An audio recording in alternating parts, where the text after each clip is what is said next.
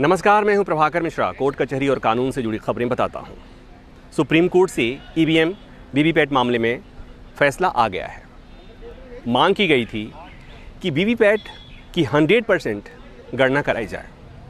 लंबी सुनवाई हुई और आज सुप्रीम कोर्ट ने अपने फैसले में कह दिया इसकी कोई ज़रूरत नहीं है। सुप्रीम कोर्ट ने उस याचिका को खारिज कर दिया।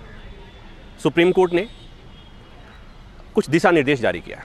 हालांकि वो दिशा निर्देश आप मतदाताओं के लिए बहुत महत्वपूर्ण नहीं है। राजनीतिक पार्टी के लिए और उम्मीदवारों के लिए वो महत्वपूर्ण हो सकता है।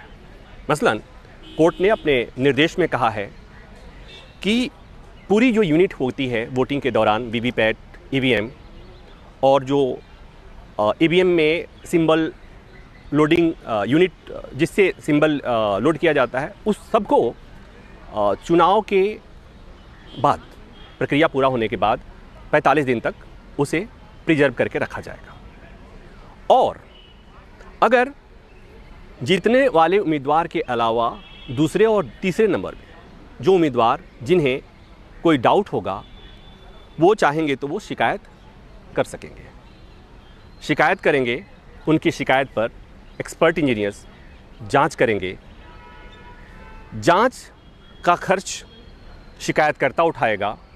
जांच में अगर शिकायत सही पाई गई तब तो शिकायतकर्ता का पैसा वापस हो जाएगा, और अगर शिकायत गलत पाई जाती है तो पैसा वापस नहीं होगा। तो ये है कि शिकायत कर सकते हैं 7 दिन के भीतर नंबर 2 और नंबर 3 वाले उम्मीदवार, और उनकी शिकायत पर जांच होगी। ये सुप्रीम कोर्ट का निर्देश है।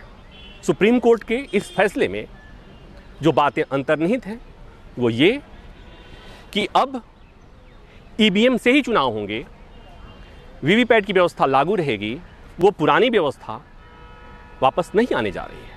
हालांकि सुनवाई के दौरान ही सुप्रीम कोर्ट ने बात कह दी थी। और कोर्ट ने आज एक और महत्वपूर्ण बात कही है अपने फैसले में। 2 जजों की बेंच, जस्टिस संजीव खन्ना और जस्टिस दीपांकर दत्ता की बेंच ने फैसला सुनाया। दोनों ने अलग अलग फैसला लिखा था, दोनों की राय एक थी, लेकिन जस्टिस दीपांकर दत्ता ने अपने फैसले में एक महत्वपूर्ण बात कही है कि किसी व्यवस्था पर आंख मूंद कर सवाल उठाना, संदेह करना उस व्यवस्था को नुकसान पहुंचा सकता है। मतलब कि ईवीएम की व्यवस्था पर आंख मूंद कर सवाल नहीं खड़ा किया जाना चाहिए।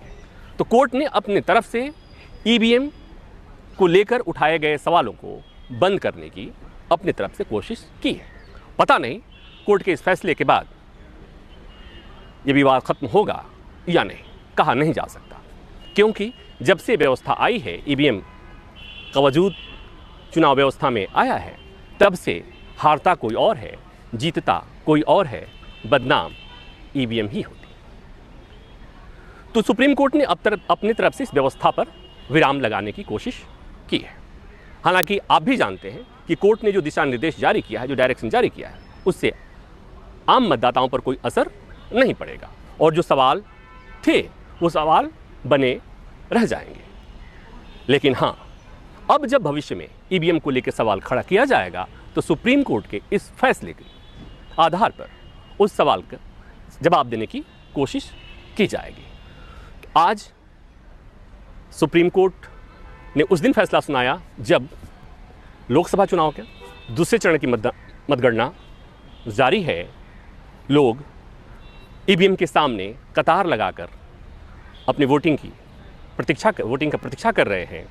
अभी भी कहने को कोई कुछ भी कह ले, लोगों को वोट देते समय ईवीएम पर भरोसा जरूर है, क्योंकि जिन लोगों ने उस दौर को देखा जब बैलेट पेपर और बैलेट बॉक्स की चोरी हो जाती थी, बैलेट बॉक्स का अपहरण हो जाता था, बैलेट बॉक्स को कुएं में फेंक दिया जाता था, बैलेट बॉक्स में स्याही डाल करके वोट खराब कर दिए जाते थे, और पता नहीं क्या क्या होता था।